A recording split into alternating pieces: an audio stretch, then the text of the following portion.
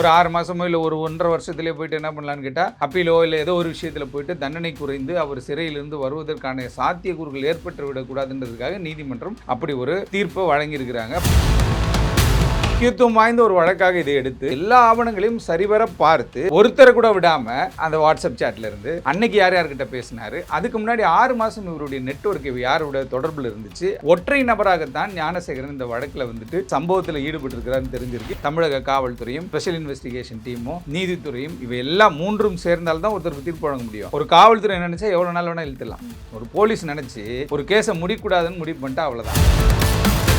ஞானசேகரன் கைது செய்யப்பட்ட பிறகு வந்து என்ன பண்ணா 28ஆம் தேதி வகேஷன் கோர்ட்டில் போயிட்டு 2 ரிட் பெட்டிஷன் ஃபைல் பண்றாங்க. ஒரு பிஜேபி நபரும் ஒரு அதிமுக பிரமுகரும் ஃபைல் பண்ணி என்ன பண்ணாங்க, சிபிஐக்கு மாத்துங்கன்னு கேட்டாங்க. ஏன்னு கேட்டா நம்ம லோக்கல் போலீஸை டிஃபேம் பண்ணி இவங்க சரியா வேலை செய்யல அப்படின்ற மாதிரி சொன்னாங்க. ஆனால் இன்னைக்கு லோக்கல் போலீஸுடைய உதவியோடு தான் இன்னைக்கு இந்த குற்றவாளிக்கு ஒரு தகுந்த தண்டனை வழங்கப்பட்டிருக்கிறது.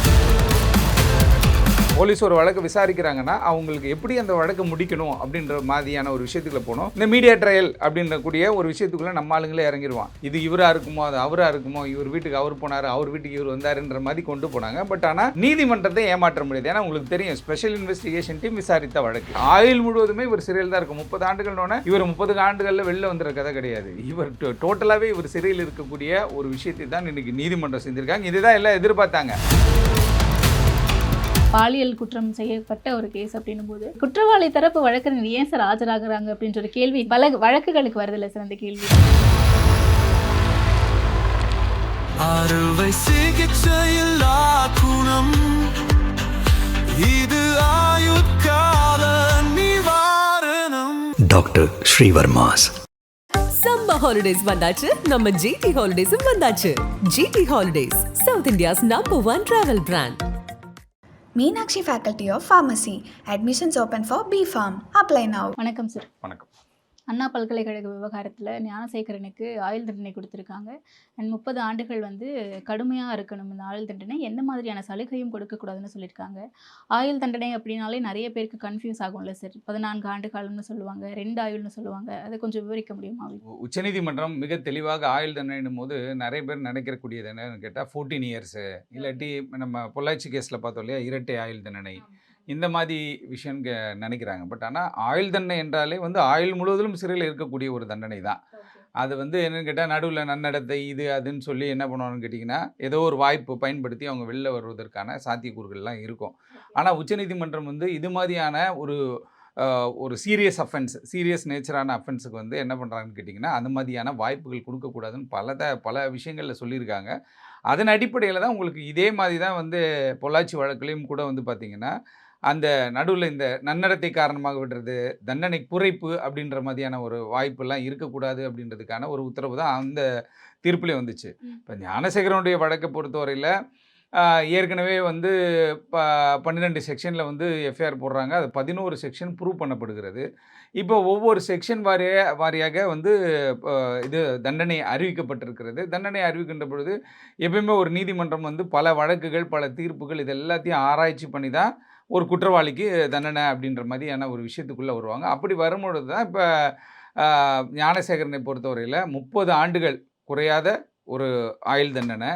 அதே போல் அவருக்கு வந்து என்னென்னு கேட்டிங்கன்னா, எந்த விதமான சலுகைகளோ எந்த விதமான இப்போ நடுவில் கருணை அடிப்படையில் வெளில வந்துட்டார், அதுக்கப்புறம் வந்து என்னென்னு கேட்டிங்கன்னா ஏதாவது ஒரு வாய்ப்புக்கு அவருக்கு கிடைத்திடக்கூடாது, உண்மையாகவே அவர் 30 ஆண்டு காலம் சிறையில் அனுபவிக்கணும் அப்படின்ற ஒரு விஷயத்துக்காகவும் வழக்கினுடைய தன்மையை பொறுத்தும் ஒவ்வொரு விஷயமா பிரித்து ஒவ்வொரு வழக்காகவே ஒவ்வொரு செக்ஷனாகவே பிரித்து இவங்க என்ன பண்ணான்னு கேட்டால் தண்டனை வழங்கியிருக்கிறாங்க.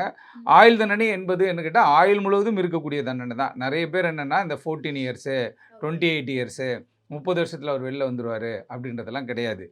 ஆயுள் தண்டனைன்றது 30 ஆண்டுகள். இப்போ ஒரு 30 வயசு இருக்குது அப்படின்னா ஒரு 60 வயசு வரையும் சிறையில் தான் இருந்தாகணும். அதுவும் இல்லாமல் சப்சிக்வெண்ட்டாக வேறு வழக்குகள்லாம் வந்து ஞானசேகரன் இருக்குது. அதுவும் இல்லாமல் இந்த கருணை அடிப்படையிலான வாய்ப்புகள் வந்து கொடுக்கக்கூடாது அப்படின்றதான் கொடுத்துருக்காங்க. இதில் அக்ரிவாகி அவங்க என்ன பண்ணுவாங்கன்னு கேட்டால் உயர்நீதிமன்றம் போயிட்டு எனக்கு வழங்கியிருக்கிற தீர்ப்பு வந்து ரொம்ப கிரீவியஸாக இருக்குது, என்னுடைய கன்விக்ஷனே வந்துட்டு ஒருதலை பட்சமாக இருக்குது அப்படின்ற மாதிரியான அவங்க வந்து அப்பீல் போகிறதுக்கான சாத்தியக்கூறுகள் இந்த வழக்கிலெல்லாம் எல்லா வழக்கிலையும் இருக்குது. கொலை வழக்கிலேயே வந்துட்டு அது மாதிரியான வாய்ப்புகள்லாம் கொடுக்கப்பட்டிருக்கிறது. இப்போ பார்த்தீங்கன்னா 64(1) வந்து ஒரு இதாக வர்றாரு, 238 வந்து பிஎன்எஸ்ல போடுறாங்க. 11 பிரிவுகளுமே பார்த்தீங்கன்னா மிக முக்கியமான பிரிவுகள். இப்போ பெண்களுக்கு எதிரான வன்கொடுமையிலிருந்து பெண்களை மிரட்டி அந்த பெண்ணை வந்து என்ன பண்ணுங்கன்னா ஒரு பாலியல் ரீதியான விஷயத்திற்காக பயன்படுத்தியது, அதுவும் இல்லாமல் இந்த எவிடன்ஸ் எல்லாம் அழிக்க ட்ரை பண்ணது பாலியல் வழக்கில் அப்படின்னு சொல்லிட்டு இந்த 11 பிரிவுகளுமே ஒரு முக்கியத்துவம் வாய்ந்த ஒரு பிரிவுகள். அந்த முக்கியத்துவம் வாய்ந்த ஒரு வழக்கு அப்படின்போது ஏன்னா 5 மாதத்திற்குள்ளே ஒரு வழக்கை முடிக்கணும் அப்படின்ட்டு இவங்க ரொம்ப ஹார்ட் ஒர்க் பண்ணி, ஏன்னா உங்களுக்கே தெரியும் 629லேருந்து 850 851 வரைக்கும் வந்துட்டு ஞானசேகரனோட ஃபோன் வந்துட்டு ஏரோப்ளேன் மோடில் இருந்தது அப்படின்ற மாதிரியான ஒரு தகவல் வந்திருக்கு. இதை தான் சிஓபி அன்னைக்கு சொன்னார். கமிஷனர் அன்னைக்கு சொல்லும்பொழுது ஐயோ அப்படி சொல்லிட்டாருன்ற மாதிரி சொன்னாங்க. ஏன்னா அந்த டைமில் ஒரு சென்சிட்டிவான, உங்களுக்கு தெரியும் வெக்கேஷன் டைமில், அது கிறிஸ்மஸ் அண்ட் நியூ இயர் டைமில் இந்த அஃபென்ஸ் நடக்குது. 23 நடக்குது, 24 எஃப்ஐஆர், 25 அவர் வந்து கைது செய்யப்படுறாரு. அதாவது 23/12, 24/12 எஃப்ஐஆர், 25/12 அரெஸ்ட்டு அப்படின்னும் பொழுது, அப்போ ஒரு யார் அந்த சார் அப்படின்ற மாதிரியான ஒரு பிரச்சாரம் பெருசாக வந்து எதிர்க்கட்சிகளுடைய வேலையை என்ன, ஏதாவது ஆளுங்கட்சி சைடில் ஒரு மிஸ்டேக் பண்ணுவாங்களா, அதை ப்ளோ பண்ணும், இதுதான் அரசியல் அப்படின்னும் பொழுது அதே வந்து ரெஸ்பான்சிபிலிட்டியோட ஒரு சிட்டி கமிஷனர் வந்து அது வெளியில் சொல்கிறார். வெளியிலன்னா ப்ரெஸ் மீட், அவருடைய அதிகாரம் இருக்குது, அந்த இடத்துல இருக்கார். அவர் ப்ரெஸ் மீட் கொடுக்கக்கூடாதுன்னெலாம் நிறைய பேர் விஷயங்கள்லாம் சொன்னாங்க. நீதிமன்றமே கடிந்து கொண்டாங்க ஒரு சில விஷயங்களை சொல்லி மேற்கோள் காட்டி. ஆனால் அவர் அன்றைக்கி சொன்னது தான் இன்றைக்கி வந்து முடிவாயிருக்கு. என்னென்னு கேட்டால் ஏரோப்ளேன் மோடில் தான் இருந்துச்சு, அது மாதிரி அந்த சம்பவம் நடக்கலை, நிறைய பேர் அதில் இல்லை, சும்மா பயமுறுத்தி அந்த பெண்ணை அடிபணிய வைப்பதற்காக ஞானசேகரன் எடுத்த ஒரு டாக்டிக்ஸ் அப்படின்ற மாதிரி சொல்லியிருக்காங்க. அதே போல் அந்த மொபைல் யூஸ் பண்ண மொபைல் வந்து ஏர்டெல்லுடைய நோடல் ஆஃபீஸரே வந்து நீதிமன்றத்தில் அப்பியர் ஆகி அந்த நேரத்திற்கு இந்த 629லேருந்து அந்த 553 சம்திங் டைமிங் அந்த டைம் வரையும் இந்த ஃபோன் வந்துட்டு ஏரோப்ளேன் மோடில் இருந்துச்சுன்னு சொல்லி அதுக்கு ஒரு சர்டிஃபிகேட் வாங்குவாங்க எப்பயுமே எவிடன்ஸ் ஆக்டில். சர்டிஃபிகேட்டும் கொடுத்துருக்குறாங்க. அந்த குறிப்பிட்ட அதிகாரியும் வந்து நீதிமன்றத்தில் அப்பியர் ஆகியிருக்காரு. அப்படி இருக்கும் பொழுது வேண்டுமென்றே ஒரு ப்ரொபகண்டா பண்ணாங்க. வேண்டுமென்றே அதாவது அந்த வழக்கை திசை திருப்புவதற்காக நிறைய விஷயங்கள் நடக்கும். ஏன்னா ஒரு போலீஸ் ஒரு வழக்கை விசாரிக்கிறாங்கன்னா அவங்களுக்கு எப்படி அந்த வழக்கை முடிக்கணும் அப்படின்ற மாதிரியான ஒரு விஷயத்துக்குள்ள போகணும். இந்த மீடியா ட்ரையல் அப்படின்ற கூடிய ஒரு விஷயத்துக்குள்ளே நம்ம ஆளுங்களே இறங்கிடுவான். இது இவராக இருக்குமோ, அது அவராக இருக்குமோ, இவர் வீட்டுக்கு அவர் போனார், அவர் வீட்டுக்கு இவர் வந்தாருன்ற மாதிரி கொண்டு போனாங்க. பட் ஆனால் நீதிமன்றத்தை ஏமாற்ற முடியாது. ஏன்னா உங்களுக்கு தெரியும் ஸ்பெஷல் இன்வெஸ்டிகேஷன் டீம் விசாரித்த வழக்கு. இந்த வழக்கில் 3 பெண் ஐபிஎஸ் அதிகாரிகள் ஈடுபட்டிருக்கிறாங்க. அண்ணாநகர DC, Avadi DC, Salem DC, இந்த 3 பேருமே ஐபிஎஸ் அதிகாரிகள். இவர்களை நீதிமன்றம் நியமிக்கிறது. அப்படி இருக்கும் பொழுது இவங்க மிக முக்கியத்துவம் வாய்ந்த ஒரு வழக்காக இதை எடுத்து இந்த வழக்கிற்கான எல்லா ஆவணங்களையும் சரிவர பார்த்து ஒருத்தரை கூட விடாமல் எல்லாரையுமே இவங்க ஃபாலோ பண்ணி இவங்க என்ன பண்ணுறாங்கன்னா, அதில் நீங்கள் ஃபோனில் மிஸ்ஸே ஆக முடியாது, ஃபோனில் க்ளீனாக மாட்டிப்போம் நம்ம. அப்படி இருக்கும் பொழுது அந்த வாட்ஸ்அப் சேட்லேருந்து அன்னைக்கு யார் யார்கிட்ட பேசினார், அதுக்கு முன்னாடி 6 மாதம் இவருடைய நெட்வொர்க் யாரோட தொடர்பில் இருந்துச்சு அப்படின்னு சொல்லி எல்லாத்தையுமே ரிட்ரீவ் பண்ணி இவங்க ஆராய்ச்சி பண்ணுகின்ற பொழுது ஒற்றை நபராகத்தான் ஞானசேகரன் இந்த வழக்கில் வந்துட்டு ஈடுபட்டிருக்கிறார், இந்த சம்பவத்தில் ஈடுபட்டிருக்கிறாருன்னு தெரிஞ்சிருக்கு. இவருக்கு எதிரான ஆதாரங்களை சமர்ப்பிக்கின்ற பொழுது டாக்குமெண்ட் எவிடன்ஸாக இருந்தாலும் சரி, இல்லை விசாரிக்கப்பட்ட 29 சாட்சிகளாக இருந்தாலும் சரி, யாருமே பிறல் சாட்சி ஆகாமல், ஏன்னா ஒரு பெண்ணுடைய வாழ்க்கையை வந்து நம்ம ஒரு பெண்ணை பாதுகாக்கணும், அதுக்கான வேலையில் இருக்கும். அதே போல் உயர்நீதிமன்றம் அந்த உத்தரவு போடும்போது என்ன சொல்கிறாங்கன்னா, அந்த பெண்ணோட அண்ணா யூனிவர்சிட்டி வந்து ஒரு சில விஷயங்களில் ரொம்ப ஸ்லோவாக இருந்திருக்காங்க, இது முன்னாடி கம்ப்ளைண்ட் வந்துச்சு, அதை கண்டுக்காம விட்டாங்களா என்னன்னு தெரியல. அதே போல் இந்த பெண்ணுக்கு வந்துட்டு கேண்டீன் ஃபீஸ் வாங்கக்கூடாது, காலேஜ் ஃபீஸ் வாங்கக்கூடாது, டியூஷன் ஃபீஸ் எந்த ஃபீஸுமே வாங்கக்கூடாது. இந்த பெண் முடிக்கிறது வரையும், அந்த கல்லூரி முடிக்கிறது வரையும் அவங்களுக்கு வந்து போதிய பாதுகாப்பு வழங்கப்பட வேண்டும். அதே நேரத்தில் இவங்களுடைய அந்த எஃப்ஐஆர் வந்து வெளியில் வந்துச்சு, அதுக்கு வந்துட்டு என்ன கேட்டிங்கன்னா 25 லட்ச ரூபா தமிழக அரசு கொடுக்கணுன்னாங்க. அதையும் தமிழக அரசு அந்த டைமே கொடுத்துட்டாங்க. இப்போ கடந்த வாரம் வந்து இவர் குற்றவாளி என்று அறிவிக்கப்பட்ட பிறகு எல்லாருடைய எதிர்பார்ப்புன்னு நம்ம அன்றைக்கி பேசும்போது கூட சொன்னோம், கண்டிப்பாக ஆயுள் தண்டனை கிடைப்பதற்கு வாய்ப்பு இருக்கிறது. நிறைய பேர் கேட்டாங்க, தூக்கு தண்டனை கொடுத்துருவாங்களா இப்படி அப்படின்ற மாதிரிலாம் கேட்டாங்க. அது அக்ரி வேணால் நம்ம போகலாம், ஆனால் உச்சபட்ச தண்டனை அரசு தரப்பு வழக்கறிஞர் பேசும்போது உச்சபட்ச தண்டனை வழங்க வேண்டும் அப்படின்னும் போது இந்த வழக்குக்கு உச்சபட்சமாக தண்டனை வழங்க முடியும்னா இந்த தண்டனை 30 ஆண்டு காலம். 30 ஆண்டு காலம்ன்றது வந்துட்டு தண்டனை குறைப்பில்லாத 30 ஆண்டு காலம். பாலியல் குற்றத்துக்கே அதிகபட்ச தண்டனை ஆயுள் தண்டனை தானே? இல்லை பாலியல் கொடூரமான இப்போ கொலை வழக்கு உங்களுக்கு தெரியும், பாலியல் வழக்கிலே வந்து கற்பழித்து கொலை செய்த வழக்கெல்லாம் நம்ம தெரிஞ்சிருக்கோம். அதெல்லாம் தூக்கு தண்டனை விதிக்கப்பட்டுச்சு. அந்த தூக்கு தண்டனை வந்து நிறைய பேர் தூக்கு தண்டனைக்குள்ளே போயிருக்காங்க. ஆனால் இந்த விஷயத்தை பொறுத்த வரைக்கும் இந்த அஃபென்ஸ் இருக்குல்ல, இவங்க போட்டிருக்க அஃபென்ஸ் 64ல் 1 போட்டிருக்காங்க, 238ல் போட்டிருக்காங்க. அது மாதிரி நிறைய பிரிவுகள் இவங்க வந்து வழக்கு பதிவு செஞ்சுருக்காங்க. பாலியல் குற்றம்னா சொன்னால் பல்வேறு வகையான குற்றங்கள் இருக்கு இல்லையா, ரொம்ப அதாவது அண்டர் 18 இருக்கிறவங்களுக்கான அந்த அஃபென்ஸுக்கு வேறு மாதிரியான விஷயங்கள் இருக்கும். நிறைய வழக்குகளில் நம்ம இந்தியாவில் வந்துட்டு பாலியல் குற்றங்களுக்கு தூக்கு தண்டனைகள்லாம் வழங்கப்பட்டிருக்கிறது. தூக்கு தண்டனை விதிக்கப்பட்டு அப்புறம் உயர்நீதிமன்றம் உச்சநீதிமன்றம் போயிட்டு திருப்பி ஆயுள் முழுவதும் சிறை அப்படின்ற மாதிரியான வாய்ப்புகளுக்குள்ளே வருவாங்க. ஆனால் இப்போ கீழமை நீதிமன்றமே என்ன பண்ணுறாங்க அப்படின்னு கேட்டால், இந்த உத்தரவில் ஒரு விஷயம் சார அம்சம் ஒரு முக்கியத்துவம் என்னன்னு கேட்டால், இவருக்கு வந்து எந்த விதமான சலுகையும் வந்து கிடைத்து விடக்கூடாது அப்படின்றதுல மிகவும் மும்முரமாக இருக்காங்க. ஏன்னா முக்கியத்துவம் வாய்ந்த ஒரு வழக்கு. அதில் வந்துட்டு இவர் நேராக போயிட்டு ஒரு 6 மாதமோ இல்லை ஒரு 1.5 வருஷத்துலேயே போயிட்டு என்ன பண்ணலான்னு கேட்டால், அப்பீலோ இல்லை ஏதோ ஒரு விஷயத்தில் போயிட்டு தண்டனை குறைந்து அவர் சிறையிலிருந்து வருவதற்கான சாத்தியக்கூறுகள் ஏற்பட்டு விடக்கூடாதுன்றதுக்காக நீதிமன்றம் அப்படி ஒரு தீர்ப்பை வழங்கியிருக்கிறாங்க. பாலியல் குற்றங்களுக்கு இப்போ இந்த வழக்கே பார்த்தீங்கன்னா எத்தனையோ பாலியல் வழக்கு, நானே ஒரு 2-3 கேஸ் பார்க்குறேன். அந்த கேஸெல்லாம் பார்த்தீங்கன்னா வருஷக்கணக்கில் இழுத்துட்டு போகுது. என்னதான் நம்ம ஹைகோர்ட்டில் போய் ஆர்டர் வாங்கி கொடுத்தா கூட அங்கே ட்ரையல் ஏற்ற மாட்டுறாங்க. ஒன்று டிஃபேக்டோ கம்ப்ளைண்ட் புகார்தாரரே வர்றது கிடையாது, யார் பாதிக்கப்பட்டவங்களே வர்றது கிடையாது. இது மாதிரியான இழுபறிகள் நடந்துக்கிட்டே இருக்கும். அதே போல் நம்ம இந்தியாவில் வந்துட்டு உங்களுக்கு இந்த ரேஷியோ அப்படின்னு பார்க்கும் பொழுது பாலியல் வழக்குகளில் கன்விக்ஷன் ரேஷியோ ரொம்ப கம்மி. ரேஷியோ வந்து ரொம்ப கம்மி. அதே குற்ற செயல்கள் ஈடுபடுகின்ற குற்ற வழக்குகள்லாம் பார்க்கும்போது அதுலேயும் கம்மி.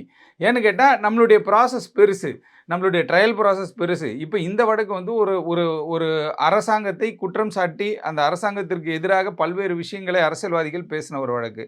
அதுவும் இல்லாமல் நீதிமன்றமே ஒரு எஸ்ஐடியை ஃபார்ம் பண்ணிட்ட பிறகு இந்த வழக்கில் நம்ம இனியும் ஸ்லோவாக போக முடியாது அப்படின்றதுக்காக 75க்கும் மேற்பட்ட சான்றாவணங்கள் நீதிமன்றத்தில் பரிசீலிக்கப்படுகிறது. அவருடைய மொபைலை வந்து பெர்யூஸ் பண்ணுறாங்க. எலக்ட்ரானிக் எவிடன்ஸ் அப்படின்னு சொல்லக்கூடிய லேப்டாப்பு அது இதுன்னு சொல்லி அவர் சம்மந்தப்பட்ட எல்லா வரலாறுமே அவர் கூட இருந்த நண்பர்கள் எல்லாத்தையுமே பெர்யூஸ் பண்ணும் பொழுது இவருக்கு எதிரான ஆவணங்கள் எல்லாமே நீதிமன்றத்தில் சமர்ப்பிக்கப்படுது. இதில் யாரோ ஒரு நபர் கூட இருந்தார், அவர் இவங்க ஹெல்ப் பண்ணிட்டாங்க விட்டுட்டாங்க அப்படின்றதெல்லாம் எதுவுமே கிடையாது. இன்றைக்கி நீதிமன்றம் பட்டவர்த்தனமாக ஒரு விஷயத்தை சொல்கிறாங்க. என்ன கேட்டால், ஒரு நபராகத்தான் இவர் இதை செய்திருக்கிறார் அப்படின்றது ப்ரூவ் ஆகிருக்கு. அந்த ஒரு நபருக்கான தண்டனை உச்சபட்சமாக இந்த 11 பிரிவுகளுக்கும் என்னென்ன தண்டனை, 3 வருஷம் எதுக்கு, பாலியல் ரீதியான ஒரு விஷயத்திற்கு 30 ஆண்டுகள் சிறை அப்படின்னு சொல்லிட்டு மொத்தத்தையும் கால்குலேட் பண்ணி ஒரு விஷயத்தை சொல்கிறாங்க. அப்படின்னும் போது இவர் ஆயுள் முழுவதுமே இவர் சிறையில் தான் இருக்கும். 30 ஆண்டுகள்னோட இவர் 30 ஆண்டுகளில் வெளில வந்துடுற கதை கிடையாது. இவர் டோட்டலாகவே இவர் சிறையில் இருக்கக்கூடிய ஒரு விஷயத்தை தான் இன்றைக்கி நீதிமன்றம் செஞ்சுருக்காங்க. இதுதான் எல்லாம் எதிர்பார்த்தாங்க. உச்சபட்சமாகனா மரண தண்டனை கொடுக்கலாம். அவரை வந்துட்டு இப்போ ஃபாரின் கண்ட்ரிலாம் பார்த்திங்கன்னா, இப்போ வெளிநாடுகளில் பார்த்திங்கன்னா இமீடியட்டாக வந்து ஒரு 3 வீக்ஸ் 4 வீக்ஸில் என்ன பண்ணுறாங்க, ஹேங் பண்ணுறாங்க, இல்லை பப்ளிக்கில் வச்சு ஷூட் பண்ணுவாங்க. இந்த மாதிரி விஷயங்கள்லாம் மேலை நாடுகளில் நடக்கும். ஆனால் நம்மளுடைய சட்டங்கள் என்னென்னு கேட்டால், நிறைய பாலியல் குற்றவாளிகள் சிறைக்கு போயிட்டு அவங்க வெளியில் வந்ததெல்லாம் நம்ம கேள்விப்பட்டிருக்கோம். வெளில ஒரு 4 ஆண்டுகள் 5 ஆண்டுகள் சிறையில் இருப்பாங்க. அதுக்கு பிறகு வந்து ஏதோ ஒரு குட்டியாக ஒரு விஷயத்தை எடுத்துக்கிட்டு வெளியில் வந்துடுவாங்க. நீதிமன்றம் மூலமாக ஒரு வாய்ப்பு கிடைக்கும், அப்படி வெளில வந்துடுவாங்க. ஆனால் இந்த வழக்கு மிகவும் சென்சிட்டிவாக தமிழ்நாடு முழுவதும் பேசப்பட்ட ஒரு வழக்கு. அதே நேரத்தில் உங்களுக்கு தெரியும், அந்த வெக்கேஷன் டைமில் எல்லாருமே ஃப்ரீயாக வீட்டில் இருப்பான். டிவி எல்லாமே சோஷியல் மீடியா எல்லாமே பார்த்துட்டு இருப்பான். அந்த நேரத்தில் தொடர்ந்து இதே செய்திகள் தான் பேசப்பட்டுச்சு. தொடர்ச்சியாக ஒரு அரசை பற்றி கொச்சையாக பேசுவது, அதிகாரிகளை பற்றி கொச்சையாக பேசுவது, இந்த காவல்துறை சரியாக பண்ணலை, எனக்கு சிபிஐயில் மாற்றுங்கன்னு சொல்லி போனாங்க. 2 ரிட் பெட்டிஷன் ஃபைல் பண்ணியிருந்தாங்க. 2 ரிட் பெட்டிஷனுமே 23ஆம் தேதி அஃபென்ஸ் நடக்குது. 23/12/2025, 24 24/12/2012 எஃப்ஐஆர் போடப்படுகிறது. 25/12/2024 வந்து ஞானசேகரன் கைது செய்யப்படுறாரு. ஞானசேகரன் கைது செய்யப்பட்ட பிறகு வந்து என்ன பண்ணால் 28ஆம் தேதி வக்கேஷன் கோர்ட்டில் போயிட்டு 2 ரிட் பெட்டிஷன் ஃபைல் பண்ணுறாங்க. ஒரு பிஜேபி நபரும் ஒரு அதிமுக பிரமுகரும் ஃபைல் பண்ணி என்ன பண்ணாங்க, சிபிஐக்கு மாற்றுங்கன்னு கேட்டாங்க. ஏன்னு கேட்டால், நம்ம லோக்கல் போலீஸை டிஃபேம் பண்ணி இவங்க சரியாக வேலை செய்யலை அப்படின்ற மாதிரி சொன்னாங்க. ஆனால் இன்றைக்கி லோக்கல் போலீஸுடைய உதவியோடு தான் இன்றைக்கி இந்த குற்றவாளிக்கு ஒரு தகுந்த தண்டனை வழங்கப்பட்டிருக்கிறது. உச்சபட்சமாக இவன் சிறைக்குள்ளேயே இருந்து அவருடைய வாழ்க்கையை கழிக்க வேண்டியதான். இப்போ ஒரு 40 வயசு இருக்குன்னு நினைக்கிறேன், 35 வயசு 40 வயசு இருக்குன்னு வச்சுக்கோங்களேன். 70 வயசு வரையும் வந்து அவர் சிறை அப்படின்ற ஒரு சூழல் ஏற்படுகிறது. அதை பணத்தை வச்சு சுப்ரீம் கோர்ட் வரையும் அவங்க போகலான்னு வச்சுக்கோங்களேன். ஏன்னா நம்ம இந்த வழக்கை பார்க்க தான் போகிறோம். இதில் அடுத்த கட்டம் ஏதாவது லூப் லைன் எதையாவது ஒன்று வெளில எடுக்கிறதுக்கான சாத்தியக்கூறல் நம்மளுடைய சிஸ்டம், நம்மளுடைய சட்டத்தினுடைய நம்ம நீதித்துறையுடைய சிஸ்டமே அதான். லோயர் கோர்ட் ஒரு ஆர்டர் போடுவாங்க, அந்த லோவர் கோர்ட் ஆர்டரில் இவன் உள்ளே போவான்.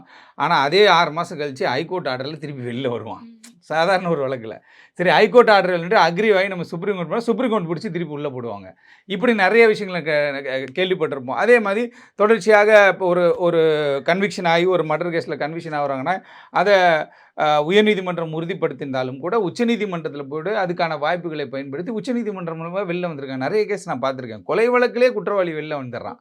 அப்படிப்பட்ட ஒரு சட்டம் தான் நம்மளுடைய சட்டம். அப்படி இருந்தாலும் இப்போ இருக்கிற பிஎன்எஸ்எஸ் இதெல்லாம் வந்து என்ன பண்ணியிருக்காங்கன்னா, புதுசாக கொண்டு வரப்பட்ட சட்டத்தில் வந்து பெண்களுக்கு எதிராக எந்த ஒரு குற்ற செயல் நடந்தாலும் அதற்கு தீவிரமான நடவடிக்கை எடுப்பதற்கு காவல்துறையும் தயாராக இருக்காங்க. சட்டமும் அதுக்கேற்ற மாதிரி இருக்குது. அதை பேஸ் பண்ணி தான் இன்றைக்கி வந்து ஞானசேகரனுக்கு தமிழக காவல்துறையும் ஸ்பெஷல் இன்வெஸ்டிகேஷன் டீமும் நீதித்துறையும் இவை எல்லாம் 3ம் சேர்ந்தால்தான் ஒருத்தருக்கு தீர்ப்பு வழங்க முடியும். ஒரு காவல்துறை நினச்சா எவ்வளோ நாள் வேணால் இழுத்துடலாம். ஒரு போலீஸ் நினச்சி ஒரு கேஸை முடிக்கூடாதுன்னு முடிவு பண்ணிட்டா அவ்வளோதான், இழுத்துட்டு போயிட்டே இருக்கலாம். நீங்கள் அந்த 10 ஆண்டு காலம் ராமஜெயமோட கொலை வழக்கு வந்து கிடப்பில் போடப்பட்ட ஒரு அமைதி அப்படியே இருந்துச்சு. அதுக்கப்புறம் சங்கர் சுப்பு சீனியர் அட்வொகேட் அவருடைய பையனுடைய சதீஷோடைய மர்டர் கேஸும் அது மாதிரி தான் அப்படியே கிடந்துச்சு. அப்படி விடணும்னு நினச்சா போலீஸ் விட்டுறலாம். என்ன நீதிமன்றம் உத்தரவு போட்டாலும் அதுக்கு ஒரு டைம் வாங்கி போயிடுவாங்க. அது நிறைய நம்ம பார்த்துருக்கோம். ஆனால் இந்த வழக்கில் அப்படி இல்லாமல் நீதிமன்றம் என்ன சொல்லிச்சோ அதை அப்படியே பண்ணியிருக்காங்க. நீதிமன்றம் சொன்னதுனால அதில் இருக்க எல்லா எவிடன்ஸும் ஒன்றுமே மிஸ் ஆகாமல் எல்லாத்தையும் ப்ராப்பராக நீதிமன்றத்தில் சமர்ப்பிக்கின்ற பொழுது நீதிமன்றம் அதை பேஸ் பண்ணி எவிடன்ஸை பேஸ் பண்ணி தானே வருவாங்க. எவிடன்ஸை பேஸ் பண்ணி வரும்போது அவங்க என்ன பண்ணுறாங்கன்னு கேட்டிங்கன்னா, இவர் குற்றவாளி அப்படின்னு அறிவித்து அதுக்கு தொடர்ச்சியாக இவங்க என்ன பண்ணுறாங்க அப்படின்னா இந்த தீர்ப்பை வந்து அறிவிச்சிருக்காங்க. இதை மக்கள் வரவேற்று கொண்டு இருக்கிறார்கள்.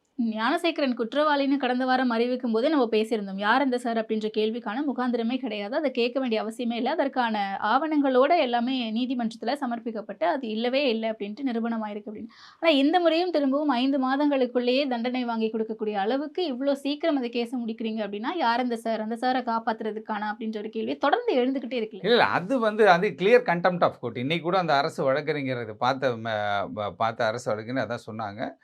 நம்ம ஆரம்பத்துலேருந்தே அதை சொல்கிறோம். நீதிமன்றமே வந்துட்டு அந்த ரிட் பெட்டிஷன் 28/12/2024க்கு வந்து 2 ரிட் பெட்டிஷன் ஃபைல் பண்ணாங்க இல்லையா சிபிஐக்கு இந்த வழக்கை மாற்ற சொல்லி.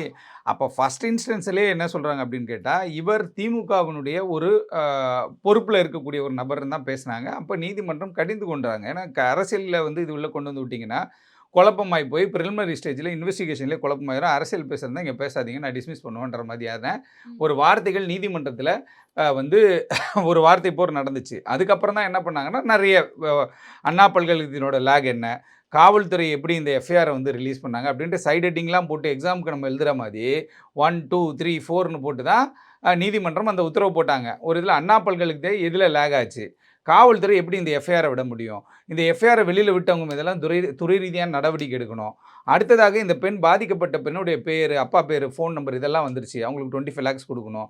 அடுத்ததாக ஒரு எஸ்ஐடி நாங்கள் ஃபார்ம் பண்ணுறோம். இது எல்லாத்தையுமே அவங்க கொண்டு வராங்க.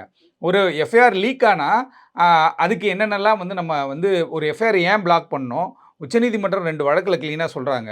அந்த வழக்கையும் இவங்க சொல்கிறாங்க, என்ன பெண்களுக்கு எதிரான குற்ற செயல்களுக்கு வரும்பொழுது அதில் வந்து எஃப்ஐஆர் நீங்கள் பிளாக் பண்ணணும், மற்றபடியான இதுக்கெல்லாம் வந்துட்டு நீங்கள் எஃப்ஐஆரை பிளாக் பண்ண வேணாம் அப்படின்னு சொல்லிட்டு எலாபரேட்டாக 32, 33 பக்கத்திற்கான ஒரு தீர்ப்பில் அவங்க சொல்லும் பொழுதே அரசியல் இதில் பேசக்கூடாதுன்னு சொல்லிட்டாங்க. அப்படி இருக்கும் பொழுது இப்போ நீதிமன்றத்தும் போய் ஒரு தீர்ப்பு வந்துருச்சு. அப்போ அந்த சாரை காப்பாற்ற போகிறாங்க, காப்பாற்றிட்டாங்க அப்படின்ற மாதிரி இவங்க சொல்கிறது வந்து அரசியலுக்கான ஒரு விஷயமாச்சே தவிர நீதிமன்றத்தில் அப்படி ஏமாற்ற முடியாது. ஏன்னா இந்த 3 அதிகாரிகளும் யாருக்கு ரிப்போர்ட் பண்ணோம், உயர்நீதிமன்றத்துக்கு ரிப்போர்ட் பண்ணோம். உயர்நீதிமன்றம் இந்த ரிப்போர்ட் எல்லாம் பார்த்துருப்பாங்க. எவிடன்ஸ் ஆக்ட் படி இவங்க சர்டிஃபிகேட்லாம் வாங்கியிருப்பாங்க. அந்த ஃபோன் ஏரோப்ளேன் மோடில் தான் 6:29லேருந்து 8:53 சம்திங் ஏதோ ஒரு டைம் வரையும் வந்து இருந்துச்சு அப்படின்றாங்க. அதற்கான சர்டிஃபிகேட்டை வந்துட்டு அந்த நோடல் ஆஃபீஸர், ஏர்டெல்லோட நோடல் ஆஃபீஸர் எல்லா கால் ரெக்கார்டையும் எடுத்து அதே நேரத்தில் இந்த டைமில் இந்த ஃபோன் எந்த ஸ்டேஜில் இருந்துச்சு அப்படின்ற மாதிரியான விஷயத்தையும் நீதிமன்றத்தில் சர்டிஃபிகேட்டாகவும் கொடுத்துருக்குறாங்க. அதே நேரத்துக்கு நேரடி சாட்சியாக வந்து சொல்லியிருக்காங்க. அப்படின்போது எத்தனை பேரோட வேலை போகும்? இதில் பொய் சொன்னால் அவர் ஒரு அரசு அதிகாரி, அவரோட வேலை போயிடும். இவங்க 3 பேர் ஐபிஎஸ் ஆஃபீஸர், இவங்களுக்கு பெரிய பனிஷ்மெண்ட் கொடுத்துருவாங்க. அதுக்கப்புறம் வந்து நீதிமன்றம் அதை எடுத்து பார்க்குறாங்க. நீதிமன்றம் எடுத்து எல்லாத்தையும் பெரியூஸ் பண்ணி சும்மா கிடையாது, ஏதோ ஒரு பேப்பரை கொடுத்துருப்பாரா உடனே நான் தீர்ப்பு சொல்கிறேன்னு கிடையாது. இது எல்லாத்தையும் ஆய்வு செய்த பிறகு தான் நீதிமன்றம் ஒரு தீர்ப்புக்குள்ளே வர முடியும். அது மாதிரி அது அரசியல் காரணங்களுக்காக பேசப்படக்கூடிய ஒரு விஷயம். அதை வந்து நீதிமன்றம் கிளியராக வந்து அது கண்டெம்ட் ஆஃப் கோர்ட்டு. அதில் வந்து அரசு தரப்பு வந்து யார் யாரெல்லாம் அது மாதிரி சொன்னாங்களோ அவங்க மேலே கண்டெம்ட்டும் ஃபைல் பண்ணலாம். பட் ஆனால் அவங்க இதை கடந்து போகிறது, ஏன்னா வழக்கே முடிஞ்சு போச்சு, பேசுகிறோம் பேசிகிட்டு இருக்கட்டும் அப்படின்னு சொல்லி அவங்களும் கடந்து போயிட்டு தான் இருக்காங்க. புரியுது. ஆனா இன்னைக்கு தீர்ப்பு வெளியாகும், தண்டனை விவரங்கள் இன்னைக்கு வெளியிடப்படும் அப்படின்னு சொன்னதுலேருந்தே அன்னைக்கே குற்றவாளின்னு அறிவிச்ச அன்னைக்கே ஞானசேகரன் தரப்புலேருந்து குறைந்தபட்ச தண்டனை கொடுக்கணும் எனக்கு அப்படின்ற மாதிரி கோரிக்கை வச்சு தான் முன்வைக்கப்பட்டது. அதே மாதிரி இன்னைக்கு தண்டனை விவரங்களை வெளியிடும்போது என்ன மாதிரியான வாதங்கள் கோர்ட்டில் போயிட்டு இருந்துச்சு? இல்லை, தண்டனை விவரங்கள் வெளியிடும்போது வாதங்களே கிடையாது. வாதம்லாம் ஆல்ரெடி முடிஞ்சு போச்சு. இவருடைய என்னன்னு கேட்டிங்கன்னா, எப்பயுமே உங்களுக்கு தெரியல, கோயிலுக்கு போயிட்டு பயபக்தியாக சாமி கும்பிட்டுலாம் கும்பிட்டு எப்பயுமே அப்படி தான் வருவாங்க. அப்படி அது மாதிரி வந்து ஏதாவது ஒரு வாய்ப்பு இருக்குமா, தண்டனை ஏதோ ஒரு செக்ஷனில் ஏதாவது ஒன்று முடியுமா? ஏன்னா இப்போ அரசு தரப்பு சாட்சியங்கள்னு சொல்லக்கூடிய அந்த 29 சாட்சிகளை வந்துட்டு இப்போ ஞானசேகரன் அட்வொகேட் கிராஸ் பண்ணியிருப்பாங்க. அவங்க வந்து ஒரு சீஃப்னு ஒன்று சொல்லுவாங்க. ஃபஸ்ட்டு போனோன்னு ஒரு தகவல் நீதிமன்றம் வந்து விசாரிக்கின்ற பொழுது இந்த வழக்கு சம்மந்தப்பட்ட விஷயங்களை வந்து ஒவ்வொரு சாட்சிகளும் சொல்கிறது வந்து சீஃப்னு சொல்லுவோம். அதுக்கப்புறம் வந்து என்ன பண்ணுவாங்க, கிராஸ் பண்ணுற ஸ்டேஜ் வரும்பொழுது அவங்க இவங்களை வந்துட்டு ஏடாகூடமாக கொஸ்டின்லாம் கேட்டிருப்பாங்க. நீ எப்போ போன, நீ எங்கே பார்த்த, என்ன பண்ண அப்படின்லாம் கேள்விகள், பயங்கரமான கேள்விகள்லாம் இருந்திருக்கும். ஆனால் அதை எல்லாத்தையும் தாக்கு பிடிச்சி தாண்டி தான் இன்றைக்கி வந்து என்ன பண்ணியிருக்காங்கன்னா, சஸ்டெயின் ஆகி இன்றைக்கி இந்த தீர்ப்புக்கு இத்தனை பேர் உதவி பண்ணியிருக்கிறாங்க. ஒரு பாதிக்கப்பட்ட பெண் நிறைய வழக்குகள் நம்ம பார்க்குறோம். நமக்கு ஏன் அப்படின்னு கடந்து போயிடுறாங்க, நமக்கு ஏன் விட்டு போயிடுறாங்க. நிறைய விஷயங்கள் இருக்குது. போகும்போதே நான் இன்றைக்கி கூட ஒரு விஷயம் அது மாதிரி தான் நடந்தது. ஒரு வழக்கில் என்ன சொல்கிறாங்கன்னு கேட்டிங்கன்னா, அம்மா எப்படிம்மா நீ இது மாதிரி வந்து சம்பவம் ஆகிடுச்சு, இருந்தாலும் மெடிக்கல் டெஸ்ட்டு போகணும், எல்லாமே செக் பண்ணுவோம், இதெல்லாம் செக் பண்ணணும்னு சொல்லும்போது அந்த பெண் பயப்படும் இல்லையா? ஒரு பாதிக்கப்பட்ட பெண்ணோ ஒரு மாதிரி ஒரு பேனிக் ஆவாங்கல்ல, என்னடா ஹாஸ்பிட்டலில் டெஸ்ட் பண்ணுன்றான், 1 மாதம் 2 மாதம் அவனை அலைய விடுவாங்க போல இருக்குன்ட்டு அவங்க பின்வாங்குவதற்கான சாத்தியக்கூறுகள் இருக்குது ஒரு புகாரில். அப்படி இருக்கும் பொழுது அதெல்லாம் இல்லாமல் நம்மளுடைய எஜுகேஷன் பாதிக்கப்படும், இதுக்கு முன்னாடி நிறைய பேருக்கு இது நடந்திருக்கும் போல் அப்படின்ற மாதிரியான ஒரு பார்வை மக்கள் மத்தியில் இருந்துச்சு. இருந்தாலும் இதுக்கு ஒரு முற்றுப்புள்ளி வைப்பதற்காகவும் இனிமேல் வந்து இந்த மாதிரியான கல்லூரிகளுக்குள்ளவோ இல்லை பள்ளி வளாகங்களுக்குள்ளவோ வந்து இது மாதிரியான சம்பவங்கள் நடைபெறக்கூடாது என்பதற்காக இதற்கு ஒரு முற்றுப்புள்ளி வைக்கணும் அப்படின்றதுக்காக தான் இன்றைக்கி இந்த தீர்ப்பு வழங்கப்பட்டிருக்கிறது. தீர்ப்பு வந்து உச்சபட்சமான ஒரு தண்டனை தான் ஞானசேகரனுக்கு வழங்கப்பட்டிருக்கிறது. அதே நேரத்தில் வந்து அரசியல் காரணங்களுக்காக பேசுவதை வந்து நம்ம ஒரு கணக்கிலேயே எடுத்துக்க வேணாம்னு நினைக்கிறேன். ஓகே. ஸோ அடுத்து மேல்முறையீடு போவோம் அப்படிங்கிறத கண்டிப்பாக அடுத்த 30 நாட்களில் கண்டிப்பாக மேல்முறையீடு போவோம் அப்படின்ட்டு ஞானசேகரன் தரப்பு வழக்கறிஞர் சொல்லியிருந்தார்ல சார். ஆமாம். என்ன மாதிரியான இடங்களை உடச்சு மேல்முறையீடு போகிறதுக்கான வாய்ப்பு இல்லை, எல்லா வழக்கிலையுமே வந்துட்டு இவங்க மேல்முறையீடு போவாங்க. இன்னொரு விஷயம் என்னன்னு கேட்டிங்கன்னா, ஞானசேகரன் தரப்பை பொறுத்தவரை அவங்க பணம் செலவு பண்ணுறதுக்கு ரெடியாக இருக்கானுங்க போல். அப்படி இருக்கும் பொழுது ஏதோ ஒரு வாய்ப்பு கிடைக்கும். ஏன்னா உயர்நீதிமன்றத்தில் கீழமை நீதிமன்றம் வழங்கியிருக்கு. ஏன்னா இன்னும் தீர்ப்பு நகல் வந்துட்டு சரிவர யார் கையிலையும் கிடைக்கல. அந்த நகலை பார்த்த பிறகு அதில் என்னென்னலாம் சொல்லியிருக்காங்க, இப்போ இந்த செக்ஷனுக்கு வந்துட்டு அப்போ ஏன்னா இதெல்லாம் போட்டிருக்காங்க 64(1) நினைக்கிறேன். அந்த ரேப் சம்மந்தப்பட்ட விஷயங்கள்லாம் வந்து இதில் சேர்க்கப்பட்டிருக்கிறது. அப்படி ஏதோ ஒரு செக்ஷன்லேயோ இல்லை ஏதோ ஒரு விஷயத்தில் வந்துட்டு ஒரு லேக் ஏற்பட்டிருக்கிறது அப்படின்னும் பொழுது அதை பேஸ் பண்ணி இவங்க என்ன பண்ணுவாங்கன்னு கேட்டிங்கன்னா, ஆர்குமெண்ட்டை கொண்டு போவாங்க. அடுத்த உயர்நீதிமன்றத்துக்கு தான் வரும். உயர்நீதிமன்றத்தை பொறுத்தவரை இந்த தீர்ப்பில் வந்து அவங்க தலையிடுவதற்கான சாத்தியக்கூறுகள் மிகவும் குறைவாக இருக்கிற மாதிரி தான் தெரியுது. ஏன்னா இது ஒரு ரொம்ப சென்சிட்டிவான வழக்கு. இந்த வழக்கில் வந்துட்டு எல்லா மேட்டருமே இப்போ எஸ்ஐடி யார் சாதாரண போலீஸ் விசாரிச்சிருந்தா பரவாயில்ல, 3 ஐபிஎஸ் ஆஃபீஸர் விசாரித்து அவங்க அதற்கான ஆவணங்கள் அந்த ஃபைல்ஸ் எல்லாம் கொடுத்துருக்காங்க. அதை நீதிமன்றம் பரிசீலனை செய்திருக்கிறது. அதே உயரதிகாரிகள் பார்வைக்கு போயிருக்கு. அதை ஒரு 2 வெக்கேஷன் ஜட்ஜுடைய பார்வையிலிருந்து தான் இது வந்திருக்கு. அப்போ ஜட்ஜஸ்குள்ளேயே இது வந்து பெரிய ஒரு விஷயமாக தான் பார்க்கப்பட்டிருக்கும். ஏதாவது ஒரு மிஸ்டேக் இருந்தால் கூட வந்து அவங்க வந்து இது தப்புங்க, அது வேறு மாதிரி மாற்றி பண்ணுங்க அப்படின்ற மாதிரி அட்வைஸ் பண்ணுறதுக்கு வாய்ப்பு இருக்குது. அப்படி இருக்கும்பொழுது இதில் உயர்நீதிமன்றமே இந்த வழக்கில் தலையிடுவதற்கு சாத்தியக்கூறுகள் மிகவும் குறைவு தான். இருந்தாலும் அப்பீல் போகிறதுக்கு அவங்களுக்கு வாய்ப்பு வழங்கப்பட்டிருக்கலாம். அதான் நம்ம சொன்னோம் இல்லையா, நம்ம சட்டம் அது மாதிரி தான். கீழ்நமை நீதிமன்றம் ஒரு தீர்ப்பு போட்டால் அது ஹைகோர்ட்டில் போய்ட்டு ஒரு 6 மாதமோ 1 வருஷமோ 1.5 வருஷமோ இருந்துட்டு அங்கே ஒரு கதையை சொல்லி அதுக்கு அடுத்த கட்டமாக போவதற்கான சாத்தியக்கூறுகள் இருக்குது. ஏற்கனவே நம்ம கடலூர் பக்கத்தில் நினைக்கிறேன் இந்த ஆணவ படுகொலையில் ஒரு பையனையும் ஒரு பொண்ணையும் வந்து கொலை பண்ணாங்க. 2004, 2005 ஃபஸ்ட்டு ஆணவ படுகொலை தமிழ்நாட்டில். அதில் அது மாதிரி தான் கீழமை நீதிமன்றம் வந்து ஆயுள் தண்டனை விதிச்சாங்க. ஒருத்தருக்கு வந்து தூக்கு தண்டனை போட்டாங்க, அவங்க அண்ணனுக்கு, அந்த பொண்ணோட அண்ணனுக்கு. அதுக்கப்புறம் அவர் என்ன பண்ணார் கேட்டால் ஹைகோர்ட்டில் போயிட்டு ஆயுள் தண்டனையாக மாற்றிட்டாங்க. அந்த ஆயுள் தண்டனையாக போட்டிருந்தோன்னே அந்த 12 பேர் அக்யூஸ்ட், உங்களுக்கு தெரியும் நினைக்கிறேன். 2 பேர் கிராமம் பொதுமக்கள் மத்தியில் நிற்க வச்சுட்டு காதுலையும் மூக்கில் எல்லாம் விஷத்தை ஊற்றி கொண்டுட்டாங்க. 2004, 2005 வந்துட்டு ஃபஸ்ட் ஆணவ படுகொலை தமிழ்நாட்டில். அந்த வழக்கில் வந்துட்டு ஒரு 2 பேர் என்ன பண்ணால் 11 and 12 என்ன பண்ணுறான், A11 A12 சுப்ரீம் கோர்ட்டுக்கு ஓடுறான். எங்களுக்கு இதுமாதிரி ஆயுள் தண்டனை கொடுத்துட்டாங்கன்னும் போது அவன் ஃபுல்லாக என்டையர் ஹிஸ்ட்ரியும் படித்து பார்த்துட்டு ஆயுள் தண்டனை கன்ஃபார்ம் பண்ணி அமைச்சிட்டான். போங்கடான்ட்டு, நீ சாவர வரையும் ஜெயிலில் கடை அப்படின்ட்டான். புரியுதுங்களா? அதனால அது ரொம்ப கேர்ஃபுல்லா தான் நீங்க கொண்டு போக முடியும். ஜஸ்ட் லைக் தட் கொண்டு போய் ஒரு பாலியல் வழக்கோ, இல்ல ஒரு போக்சோ வழக்கோ எடுத்துட்டு போய் அப்பா அங்க சுப்ரீம் கோர்ட் போனா அவங்க ஆர்டர் போட்டுருவாங்க. ஏதோ ஒண்ணு பண்ணுவான்னு கிடையாது. அங்க போன பிறகு தான் அந்த கதையே தெரியும். அதுவரையும் எவ்வளோ பெரிய வழக்கறிஞரை வைத்தாலும் கூட, இந்த மாரி வழக்குகள்ல இப்ப சாதாரணமா ஒரு பெயில் பெட்டிஷன் பார்க்குற மாரி இத பார்க்க மாட்டாங்க. இத 5 வாட்டி பார்ப்பாங்க.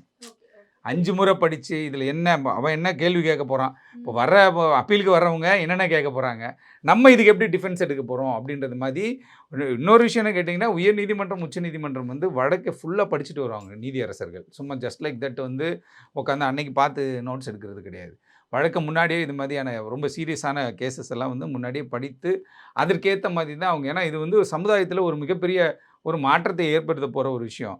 அவங்க கீழ அவ்வளோ கஷ்டப்பட்டு எல்லாத்தையும் ரெடி பண்ணி எடுத்துட்டு வந்திருக்காங்க. இவங்க பாட்டு டக்குன்னு இது பண்ணி விட்டாங்கன்னா, அதனால அதையும் அவங்க உள்ள ஃபுல்லா எல்லாத்தையுமே பெர்யூஸ் பண்ணி ரொம்ப தெளிவா பார்த்த பிறகு தான் இதில வந்து ஒரு முடிவு எடுப்பார்கள். அப்பீல் போறது அவங்க ரைட்டு. அதனால அவங்க போறாங்க. என்னதான் இருந்தாலும் அதில கவர்மெண்ட் சைடு தானே போயிட்டு உங்களுக்கு அகைன்ஸ்டா நிக்க போறது அரசு தரப்பு தான்.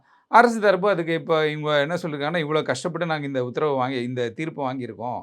எங்க போனாலும் அத ஃபேஸ் பண்ணலான்னு தான் சொல்லியிருக்காங்க. அப்ப நம்ம பொறுத்திருந்து பார்ப்போம் அரசு தரப்பு அங்க என்ன பண்ண போறாங்க அப்படின்ட்டு. ஓகே. ஒரே ஒரு நிறைவான கேள்வி. ரொம்ப சென்சிட்டிவான கேஸு, பெண்களுக்கு எதிரா இருக்கக்கூடிய ஒரு கேஸு, பாலியல் குற்றம் செய்யப்பட்ட ஒரு கேஸ் அப்படின்னும்போது, எதிர்த்தரப்பு வழக்கறிஞர் இருக்காங்கல்ல சார், குற்றவாளி தரப்பு வழக்கறிஞர் ஏன் சார் ஆஜராகுறாங்க அப்படின்ற ஒரு கேள்வி பல வழக்குகளுக்கு வருதுல்ல சார் அந்த கேள்வி? இல்ல. அது அது என்ன விஷயம்னு கேட்டீங்கன்னா, அது ஒரு இல்ல அட்வொகேட்டோட குற்றம் இம்யூனிட்டி பவர். செய்திருக்காங்கன்னு அது எந்த தெரியுது. வழக்குனாலும் அப்பியர் ஆகலாம். ஓகே. எந்த வழக்குனாலும் அப்பியர் ஆவதற்கான ரைட் வந்து அட்வொகேட்டுக்கு இருக்கு. ஆஸ் பர் அட்வொகேட் ஆக்ட் வந்துட்டு ஒரு ஒரு பாதிக்கப்பட்ட லிட்டிகன்ட் இருக்கு. ஆனா பொதுமக்களுடைய பாயிண்ட் ஆஃப் வியூல இருந்து யோசிச்சு பார்ப்போமே. இவ்ளோ பெரிய தப்பு செய்திருக்கான்னு தெரியுது. அவனுக்காக போய் வாதாடணுமா அப்படின்ற ஒரு மனநிலையில தானே எல்லாரும் அதையே நம்ம நினைக்கிறோம். நெறைய வழக்கு நான் சொல்றேன் பாருங்க. வழக்கறிஞர் படிக்கிறாங்க இல்லையா? நெறைய வழக்கறிஞர் நமக்கு தெரிஞ்ச வழக்கறிஞர்களா இருக்கட்டும், வெளி மாநிலங்கள்ல நம்ம டிராவல் பண்ணா இருக்கட்டும், இந்த ரேப் கேஸாக இருக்கட்டும், மர்டர் கேஸ் இதெல்லாம் பார்க்கறதே கிடையாது. அதுக்குன்னு ஒரு டீம் இருக்காங்க. அவங்க மட்டும் தான் அதெல்லாம் பார்ப்பாங்க. எல்லா வழக்கையும் எல்லா வழக்கறிஞரும் பார்க்கறதில்ல. ஒரு சிலர் சிவில் வழக்கா அதுக்கு போயிடுவாங்க. ஒரு சிலர் வந்து என்ன பண்ணிக்கிறீங்கன்னா, கம்பெனி லா கூட போயிடுவாங்க. ஒருத்தர் லேபர் லா மட்டும் தான் பண்ணுவாங்க. ஒருத்தர் ஃபேமிலி கேஸா அது மட்டும் தான் பண்ணுவான். Divorce case, restriction of conjugal rights, maintenance, TV இது மட்டும் தான் பார்ப்பான். ஒரு சிலர் இந்த கொலை வழக்குகள் மட்டுமே தான் பார்ப்பாங்க. ஒரு சிலர் இந்த போக்சோ வழக்குகள் மட்டுமே தான் பார்ப்பாங்க. ஏன்னா, இது வந்து என்டையரா லைஃப் இல்லாட்டி மரண தண்டனை அந்த மாதிரியான ஒரு தீர்ப்பு கிடைக்கும். அப்போ வந்து கிளையண்ட்டுகிட்ட இருந்து நிறைய ஃபீஸ் கிடைக்கும். அதனால ஏதோ ஒரு விஷயத்திற்காக என்ன பண்ணுறோம்னா, ஒரு குறிப்பிட்ட பிரிவினர் வந்து அதற்காக ஒர்க் பண்ணிட்டு தான் இருக்காங்க. அதை யாருமே தடுக்க முடியாது. ஏன்னு கேட்டா, அது வந்து அவங்களா முடிவு பண்ணக்கூடிய ஒரு விஷயம் இல்லையா? இப்ப அந்த நெறைய வழக்குகள்ல வந்துட்டு வழக்கறிஞர் அப்பியர் ஆகல. இந்த அயனாவரத்தில ஒரு வழக்கு ஏற்பட்டுச்சு. ஒரு சிறுமி வந்து ஸ்பெஷல் சைல்டுக்கு வந்து ஒரு இஷ்யூ ஏற்பட்டுச்சு. அப்ப யாருமே வழக்கறிஞர் அப்பியர் ஆகலையே. அவங்க சைட்ல யாருமே இல்லையே. அக்யூஸ் சைடு யாருமே வரலையே. ஒருத்தர் கூட வரல. அவங்க நீதிமன்றத்தில ஆஜர்படுத்த வரும்போது பயங்கரமா அட்வொகேட்டே உள்ள புகுந்து அடிச்சாங்க. ஹெல்மெட்லாம் எடுத்து அடிச்சு அந்த அக்யூஸ் எல்லாத்தையும் என்ன பண்ணாங்கன்னா, அடிதடி ஆயிப்போச்சு. அதனால வந்து எல்லா வழக்கும் கிடையாது. அந்த வழக்கு முக்கியமான வழக்கு. அதில வழக்கறிஞர்களே அவங்களுக்கு அப்பியரே ஆகல. நீதிமன்றமாக பார்த்து என்ன பண்ணான்னு கேட்டிங்கன்னா, இந்த அவங்களுக்கு உதவி பண்ணுறதுக்காக என்ன பண்ணியிருக்காங்கன்னா, ஒரு சில வழக்கறிஞர்கள நீதிமன்றமே ஃபிக்ஸ் பண்ணி தான் அந்த வழக்கு நடத்துனாங்க. அது மாதிரி எல்லா வழக்குகளையும் கிடையாது. ஒரு சில வழக்குகள்ல தவிர்க்கிறாங்க. ஒரு சில வழக்குல என்ன பண்ணா வழக்கறிஞர் அப்பியர் ஆகுறாங்க. ஏன்னா, ஏதாவது ஒரு பாயிண்ட் ஏதோ ஒரு லூப் லைன்ல வந்துட்டு அவருக்கு ஒரு வாய்ப்பு கிடைக்கும். தண்டனை இப்போ 30 ஆண்டு கால தண்டனைன்றத ஒரு 15 ஆண்டு காலம் குறையாதா? 15 வருஷம் கம்மியாயிடுமே! அப்படின்ற மாதிரியான ஒரு விஷயம். அதுக்காக தான் வந்து அட்வொகேட்டோட அது இம்யூனிட்டி பவர் யாருமே அது அவங்கள வந்து இந்த வழக்குல போய் ஏன்னா இடி கேஸ் போறாங்க, ஊழல் கேஸ் போறாங்க, ரேப் கேஸ் போறாங்க, கொலை கேஸ் போறாங்க. எல்லா வழக்குகளையும் பார்க்குறாங்க இல்லையா? அப்படின்னும்பொழுது அது ஒவ்வொருத்தருடைய ஆட்டிட்யூட் ஒவ்வொருத்தர் எடுத்துக்கிற விதத்தில் இருக்கு. இந்த மாதிரி வழக்குகள் பார்ப்பதற்கு அதற்குன்னு வழக்கறிஞர் இருந்து கொண்டு தான் இருக்கிறார்கள். புரியுது. நிச்சயமா இந்த வழக்குல மேல்முறையீடு போறேன்னு சொல்லியிருக்காங்க. என்ன நடக்கும் அப்படிங்கிறத பொறுத்து இருந்து பார்ப்போம். நேரத்திற்கு நன்றி. நன்றி. அறுவை சிகிச்சையில்லா குணம் இது ஆயுட்கால நிவாரணம். டாக்டர் ஸ்ரீவர்மாஸ். சம்மர் ஹாலிடேஸ் வந்தாச்சு, நம்ம ஜிடி ஹாலிடேஸும் வந்தாச்சு. GT holidays, south India's #1 travel brand. Meenakshi Faculty of Pharmacy. Admissions open for B.Pharm. Apply now.